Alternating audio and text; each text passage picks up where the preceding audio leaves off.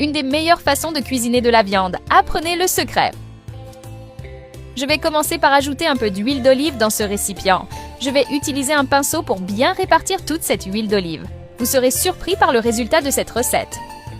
Je vais aussi ajouter 7 pommes de terre déjà coupées en cubes. Je vais utiliser cette cuillère pour bien mélanger. Je vais ajouter 1 kg de viande. J'ai déjà coupé la viande en cubes pour que le résultat soit parfait. Je vais continuer à utiliser la cuillère pour bien mélanger et aligner tout dans le récipient. Je vais ajouter 9 gousses d'ail. Vous pouvez les ajouter séparément, comme je le fais. Dites-moi de quelle ville vous nous regardez pour que je vous envoie un salut spécial. Le salut d'aujourd'hui est pour Michel Durand de Paris. Je suis ravie que vous aimiez nos recettes. J'utilise un demi-poivron vert coupé en lanières. Vous pouvez également l'ajouter séparément. Regardez comme c'est joli. Je vais ajouter une tomate coupée en cubes et aussi un oignon coupé en cubes.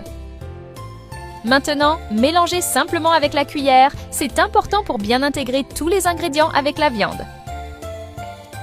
Je vais ajouter 1 cuillère à café de poivre noir, 1 cuillère à café de paprika, 1 cuillère à café de sel, 1 cuillère à soupe d'huile, 1 cuillère à soupe de extrait de tomate. Ce mélange rendra votre recette parfaite.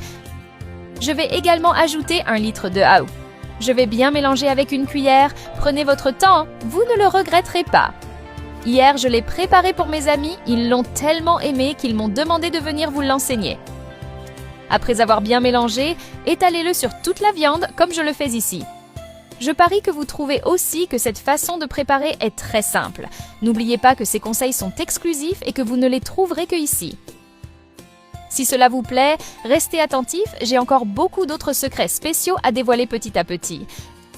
Je vais terminer en répartissant avec cette cuillère. Je vais finir en ajoutant un peu d'huile par-dessus, cela aidera pendant la cuisson au four. Regardez cet aspect merveilleux. Vous verrez comme l'odeur sera agréable une fois cuit. J'ai appris cette recette quand j'étais jeune et aujourd'hui je partage tous les secrets avec vous. Je vais couvrir avec du papier aluminium. Comme ça, c'est parfait. Et je peux mettre au four.